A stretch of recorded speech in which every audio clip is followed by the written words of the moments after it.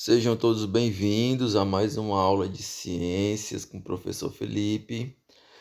Na aula de hoje nós vamos estudar sobre hereditariedade. É um dos conceitos aí de genética. É o seguinte, galera, quando a gente diz que algo é hereditário, a gente está querendo dizer que algo é transmitido de pai para filho. E isso acontece com algumas características nossas, tipo cor dos olhos, cor do cabelo, constituição física, tipo altura, se a pessoa vai ter predisposição a algum tipo de doença, se a pessoa tem predisposição à obesidade, tudo isso tudo isso é transmitido de pai para filho. Essas são algumas características hereditárias. Então, na aula de hoje, nós vamos aprofundar a respeito desse tema, beleza? Então, vamos lá. Hereditariedade. Hereditariedade é a transmissão de certas características de uma geração para outra, como eu acabei de falar para vocês. Transmissão de certas características, como eu já falei, tipo cor dos olhos, cor do cabelo, cor da pele, por aí vai. De uma geração para outra, ou seja, de pai para filho e por aí vai. E de depois vai para outra geração, dos filhos e por aí vai. As características elas vão sendo passadas de uma geração para outra. E essas características só são passadas de uma geração para outra graças aos genes. Os genes são pequenas porções do nosso DNA que são responsáveis pela produção de proteínas. É essas proteínas que vão dizer como nós seremos, tipo cor dos olhos e por aí vai. Todas essas características que eu já mencionei para vocês e muitas outras, elas são expressadas através dos genes. Esses genes irão produzir proteínas e essas proteínas vão nos dar as características, beleza? Classificação da hereditariedade. É o seguinte, galera, a hereditariedade ela pode ser classificada de duas formas. Nós temos a hereditariedade específica, que é quando as características, quando nós temos características em comum com um determinado grupo. Por exemplo, a espécie humana, ela tem características próprias que a distinguem de outras espécies, como, por exemplo, dos cães, que têm características próprias deles, dos gatos, também têm características próprias deles, e por aí vai, beleza? E nós temos também a hereditariedade individual, que são características próprias de cada indivíduo que o distinguem dos demais. Por exemplo, cor dos cabelos, cor dos olhos, a altura, a constituição física e por aí vai. Todas essas são características individuais. Beleza? Ficou entendido? Hereditariedade específica que distingue uma espécie da outra, a espécie humana, da espécie canina, da espécie felina e por aí vai. E a hereditariedade individual, que é aquela que distingue um indivíduo do outro. Vamos lá. Genes e hereditariedade. Como eu acabei de falar para vocês, genes são pequenas porções do nosso DNA que são capazes de produzir proteínas. E são essas proteínas que vão nos dar as nossas características. É o seguinte, os genes, eles são herdados da seguinte forma: você herda um gene do seu pai e herda um gene da sua mãe. Por exemplo, Para a cor dos olhos, você herda um determinado gene do seu pai e herda um determinado gene da sua mãe. Esses dois genes eles vão se juntar e vão dizer se você vai ter olho castanho, se você vai ter olho azul, se você vai ter olho preto, se você vai ter olho verde, por aí vai. Dependendo de como esses genes do seu pai e da sua mãe vão se combinar, as suas características mudam, beleza? E os genes, eles são de acordo com com como eles se unem, eles são distinguidos em dois tipos. Nós temos os genes homozigotos, mais na frente aí, um dos próximos slides eu vou estar citando exemplos. Genes homozigotos, homo quer dizer iguais, por exemplo, quando eu digo que alguém é homossexual, eu estou dizendo que ela tem afinidade por outra pessoa do mesmo sexo, ou seja, de sexo igual. Então, homozigoto são genes iguais e heterozigotos são genes diferentes. Quando eu digo que uma pessoa é heterossexual, eu estou dizendo que ela tem afinidade por pessoa do sexo diferente, por exemplo, o homem e a mulher. No caso dos genes, heterozigotos são genes diferentes. Eu vou também citar um exemplo mais na frente. E esses genes, eles também podem ser genes dominantes ou genes recessivos. Genes dominantes, como o próprio nome já diz, são genes que dominam. Quando esses genes eles aparecem, eles expressam a sua característica. Eles não dão espaço para outro gene se manifestar. Ele domina, é só ele que manda. Quando ele está ali, pronto, acabou-se, é só ele, pronto. Ele é representado por letras maiúsculas. Por exemplo, eu vou citar como exemplo, no caso, uma doença não, uma anomalia genética que acomete a espécie humana, que é o albinismo. São aquelas pessoas com a pele bem clarinha, com o cabelo bem claro e o olho também. Então, por exemplo, se a pessoa tiver o gene dominante azão, quando eu digo que um gene é dominante, ele é representado por uma letra maiúscula. E eu vou, tipo, se o gene for A, eu vou dizer que ele é o azão. Se ele for o B, eu vou dizer que é o Bzão. Se for o C, eu vou dizer que é o Czão. E por aí vai. Por exemplo, o gene azão, ele está representado aí por uma letra maiúscula. Ele é um gene dominante e ele condiciona a pessoa com a pele normal. Então, se a pessoa tiver esse gene azão, ela vai ter a pele normal, ela não vai ser albina. Porém, se a pessoa tiver o gene azinho, que é o gene recessivo, que eu vou falar agora mais adiante, ela vai ter o albinismo, ok? Então, os genes dominantes são representados por letras maiúsculas e eles dominam, eles expressam a sua característica. Por exemplo, se uma pessoa herdar o azão do pai e o azinho da mãe, ela vai ser o quê? Ela vai ser normal ou vai ser albina? Ela herdou um azão do pai e herdou um azinho da mãe. E aí, galera, o que vocês me dizem?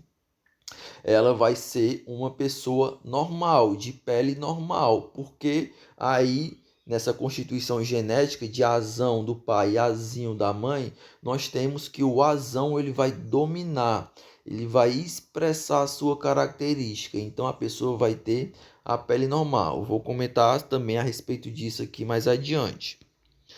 E os genes recessivos, eles são representados por letras minúsculas, no caso do albinismo, o Azinho, que é o A minúsculo, e por aí vai.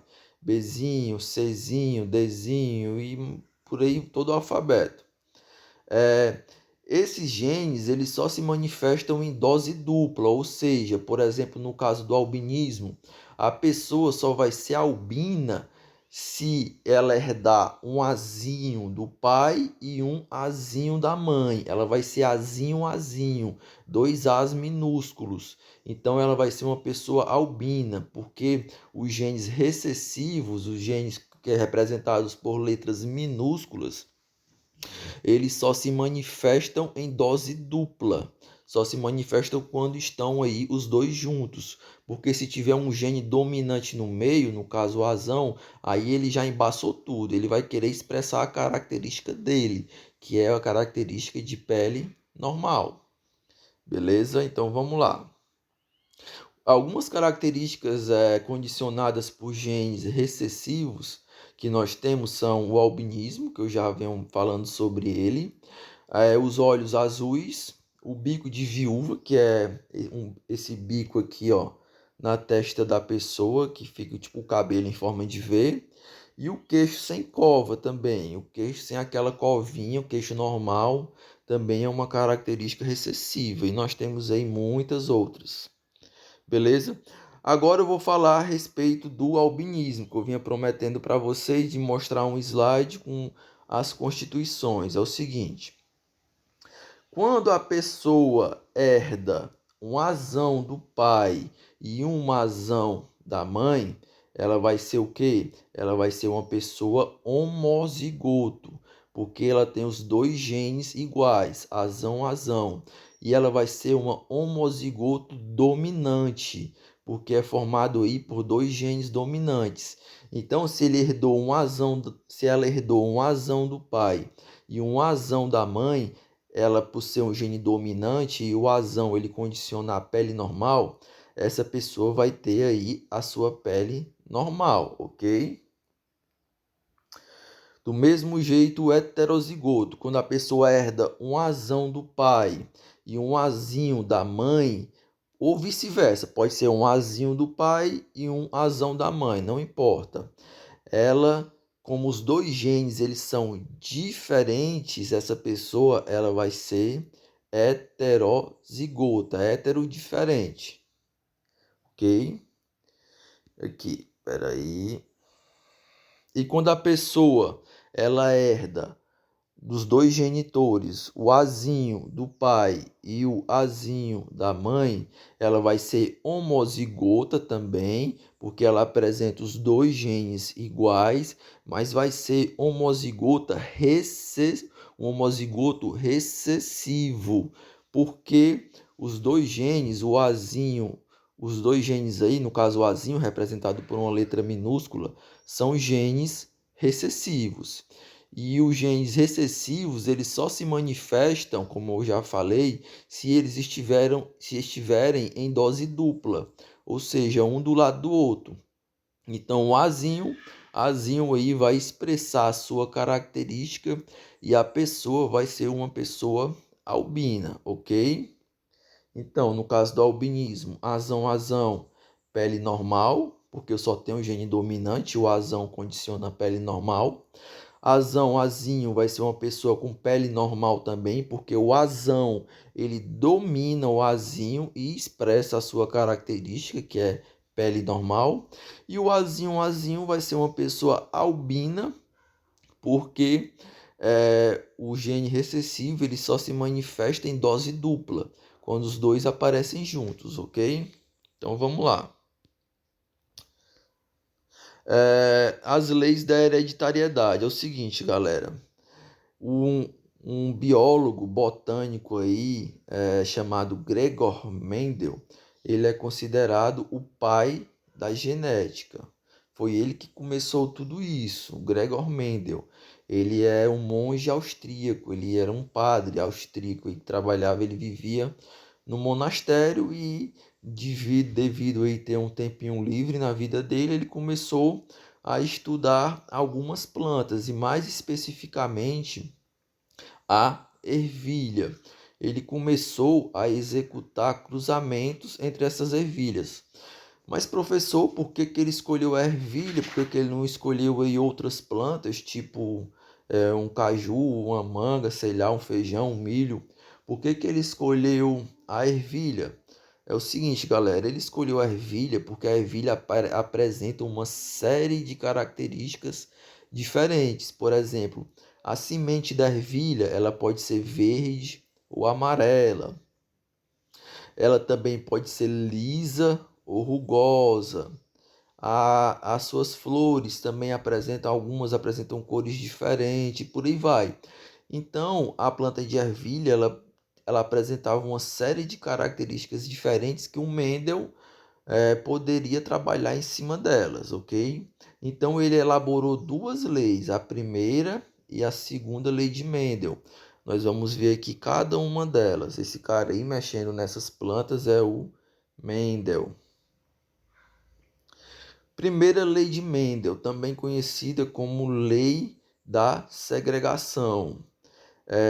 Ela diz que os genes eles se dividem durante a formação dos gametas. A gente viu em aulas anteriores, a gente estudou o processo de meiose, por exemplo, na formação do espermatozoide.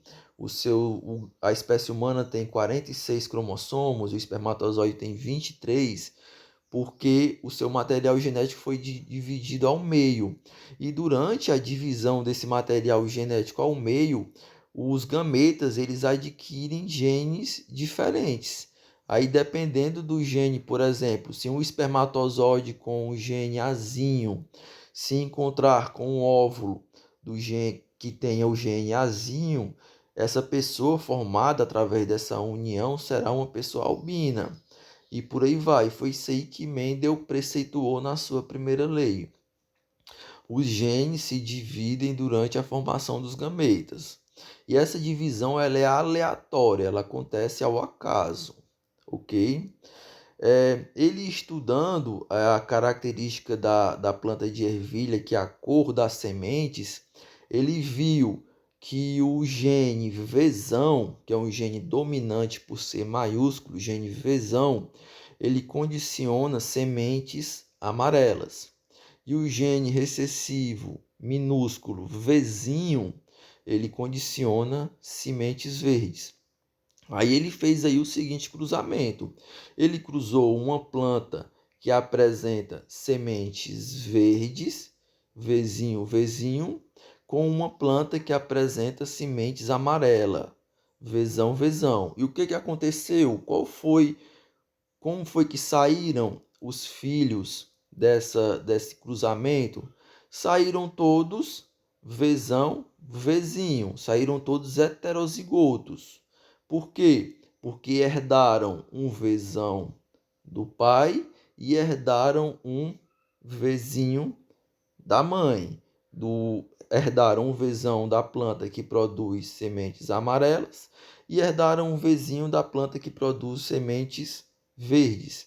Aí a junção dos dois, Vzão, Vzinho, o Vzão domina o Vzinho, expressa a sua característica e essa planta vai apresentar sementes. A planta filha do cruzamento dessas duas plantas vai apresentar sementes amarelas, ok? Esse quadro aqui, ó, ele está resumindo como é que foi feito esse cruzamento. A planta que produz sementes verdes durante a formação dos seus gametas, ela vai produzir apenas gametas com o gene Vzinho. Da mesma forma, a planta que produz sementes amarelas, por ser uma planta homozigota dominante, ela vai produzir somente sementes amarelas, beleza? E aqui, ó, no primeiro quadro, no primeiro quadrozinho, no primeiro quadro não, no primeiro cruzamento aqui, deixa eu ver aqui, não dá para me dar um zoom maior, não dá não. Então, se eu pegar um gene de cima, Vzão, e juntar com o gene aí do lado esquerdo, Vzinho, eu vou ter como resultado desse cruzamento, Vzão, Vzinho. Da mesma forma, se eu realizar todos esses cruzamentos dentro desse quadro, o resultado será o mesmo, será Vzão, Vzinho, porque aí foi feito o cruzamento entre duas plantas homozigotas, ok? Então vamos lá. E se eu realizar o cruzamento entre duas plantas heterozigotas, por exemplo, uma planta que produz sementes amarelas, porém ela é heterozigota, ela é Vzão, Vzinho, com outra que produz sementes amarelas, também heterozigota, Vzão, Vzinho. Como é que acontece? A primeira planta, ela vai produzir, por ela ser Vzão, Vzinho, ela vai produzir gametas que têm o Vzão e gametas que têm o Vzinho, beleza? Da mesma forma, a outra, ela vai também produzir gametas que têm o Vzão e gametas que têm o Vzinho. Tá aqui, esses dois aqui, ó. Esses dois de cima, ok? Então, vamos lá. Qual o resultado desse cruzamento aí? Deixa eu ver aqui. Na segunda linha, segunda coluna. No encontro da segunda linha com a segunda coluna, nós temos um encontro de um gameta Vzão com outro gameta Vzão. E juntos vão formar um indivíduo homozigoto dominante. Vzão, Vzão, cor da semente amarela. Se eu pegar o gameta Vzão, aqui, o Vzão, e juntar com o gameta Vzinho lá de cima, eu vou ter aqui o indivíduo Vzão, Vzinho. E esse Vzão, Vzinho também vai apresentar a coloração da semente amarela, porque o Vzão domina. Da mesma forma, se eu pegar o Vzinho aí na primeira coluna da última linha, que é o Vzinho, e juntar com o Vzão da segunda coluna, primeira linha, eu vou ter Vzão, Vzinho. E como o Vzão domina o Vzinho, eu vou ter aí uma planta com semente amarela. Da mesma forma, se eu juntar o gameta presente na primeira coluna, na terceira linha, com o gameta da terceira coluna da primeira linha, lá do final de cima, se eu juntar os dois, eu vou ter um indivíduo Vzinho, Vzinho, ou seja, um indivíduo homozigoto recessivo. E esse indivíduo ele vai apresentar a semente verde, porque não vai ter nenhum Vzão aí se intrometendo atrás de expressar a sua característica, ok? Então, nós temos como resultado desse cruzamento o seguinte: se eu cruzar duas plantas com sementes amarelas, porém heterozigotas, eu vou ter como uma probabilidade, vou ter como resultado 3 plantas que produzem sementes amarelas e uma planta que produz sementes verdes, ok? Isso aqui é a primeira lei de Mendel. Nós temos também a segunda lei de Mendel. A segunda lei de Mendel é semelhante à primeira. A única diferença é que ele vai perceber que esse cruzamento ele envolve mais de uma característica. Por exemplo, a gente viu que o gene Vzão ele condiciona a semente amarela e o Vzinho condiciona a semente verde. Da mesma forma, na mesma planta de ervilha, nós temos outra característica, que é o Rzão produzir semente lisa e o Rzinho produzir semente rugosa. Então, se eu cruzar aí uma planta que apresenta uma planta homozigota dominante, tanto para a característica lisa quanto para a característica amarela, que é essa daqui,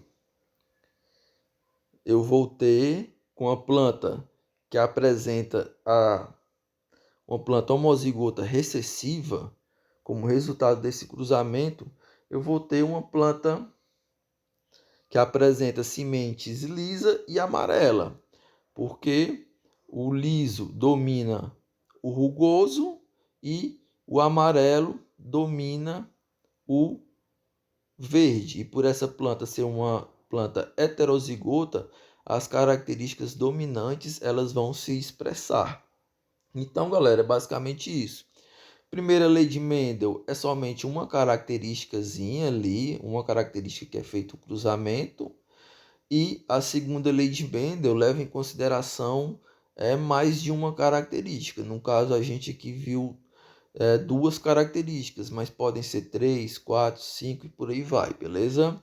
Bom, galera, a aula de hoje é basicamente isso, uma introduçãozinha aí a respeito da hereditariedade. Espero que vocês tenham gostado.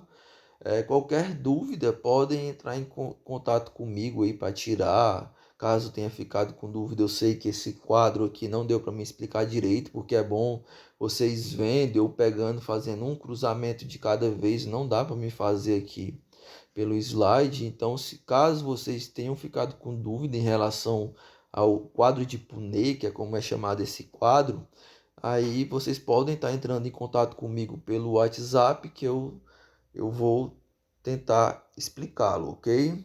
Um abraço a todos e bons estudos.